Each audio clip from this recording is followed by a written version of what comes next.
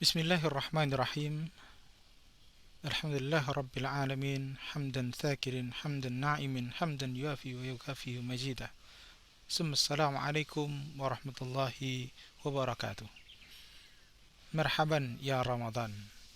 Marhaban ya bulan keberkahan, bulan tarbiyah, bulan ampunan, bulan perbaikan. Para pendengar, tahun ini kita masuk di bulan Ramadan tentu dengan segala niatan, segala program, segala persiapan kebaikan-kebaikan yang ingin kita susun. Dan dalam pada itu, Fakultas Ilmu-Ilmu Kesehatan juga ingin ikut serta menghadirkan sebuah tema yang sederhana, yakni persoalan risalah akhlak yang akan kita dengarkan setiap hari menjelang puasa. Menemani waktu menjelang puasa, kita sama-sama mencari ilmu, menanti ridha Allah, mengharap kesempurnaan keberkahan saat berbuka nanti. Kita akan berbicara tentang akhlak.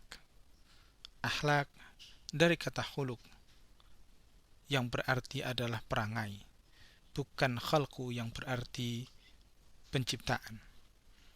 Para ulama mendefinisikan al-khuluq adalah dengan halun lin nafsi da'iyatan laha ila af'aliha min ghairi fikrin wala yuruyatin, bahwa akhlak adalah kondisi jiwa yang mendorong seseorang untuk berperilaku tanpa difikirkan dan tanpa dipertimbangkan. Artinya, sebenarnya akhlak bukan tentang melakukan apa, tapi tentang kondisi jiwa.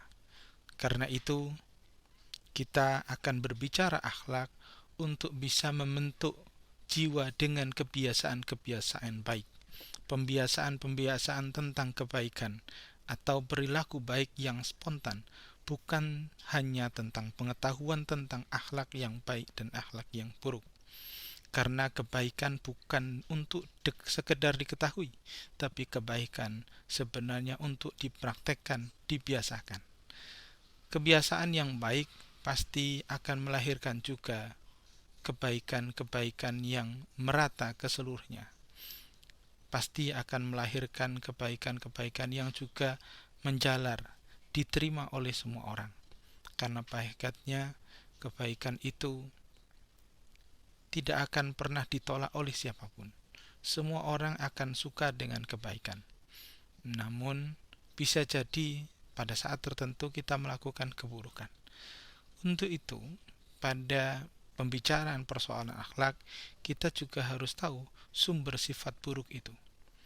Para ulama menyampaikan bahwa sumber sifat buruk ada 3, yakni marah, sedih, dan takut mati. Maka berhati-hatilah kalau kita dalam kondisi itu. Kalau kita sedang marah, maka berhentilah sejenak, hentikan marahnya.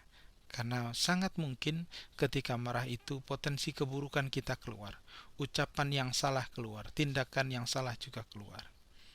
Yang kedua adalah kondisi yang sedih. Kesedihan seseorang sangat mungkin membuat orang melakukan keburukan yang tidak difikirkan sebelumnya. Kesedihan kadang membuat orang putus asa dan bahkan bisa bunuh diri. Karena itu, ketika kita sedih, maka perhatikanlah akhlak kita. Jangan-jangan kita salah dalam bertindak, berperilaku. Dan yang ketiga, sumber sifat buruk itu adalah takut mati. Sungguh kematian itu pasti akan dihadapi. Tidak ada orang yang tidak mati. Tapi ketakutan akan kematian seringkali membuat orang akhirnya melakukan tindakan-tindakan yang melanggar akhlak. Ada yang korupsi, ada yang menipu, ada yang berdusta. Pada hakikatnya awalnya mereka adalah orang-orang yang takut mati. Takut hancur pada dirinya, takut dihinakan, tapi kemudian mereka juga melakukan hal-hal yang terhina.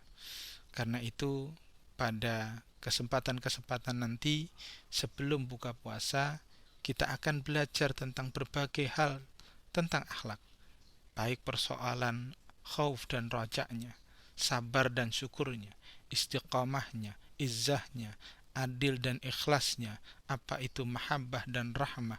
Nanti kita akan belajar satu persatu untuk sama-sama memperbaiki akhlak kita.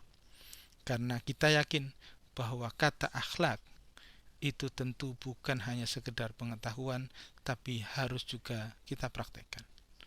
Menariknya, para ulama juga ketika membahas akhlak memberikan pedoman tentang kata akhlak itu sendiri. Jadi, kata akhlak berasal dari 3 huruf, kha, lam, qaf, yang dia satu derivasi dengan makna al-khaliq dan makhluk.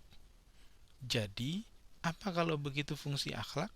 Fungsi akhlak adalah tentang kedekatan makhluk dengan sang khalik.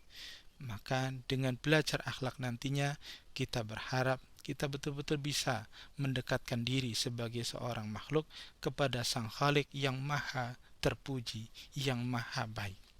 Mari belajar akhlak, mari perhatikan akhlak kita dengan bercermin, sebab yang perlu dibersihkan, diperbaiki, dan belajar lagi adalah saya bukan dia, adalah kita bukan mereka, adalah yang di sini bukan yang di sana. Semoga kelak mengakhiri Ramadan dengan akhlak yang betul-betul dipuji oleh Allah, dan dengan mengakhiri Ramadan dengan akhlak yang baik, dengan itu pula kita kelak meraih ketakwaan yang sempurna. Barakallahu fikum, selamat berbuka. Wassalamualaikum warahmatullahi wabarakatuh.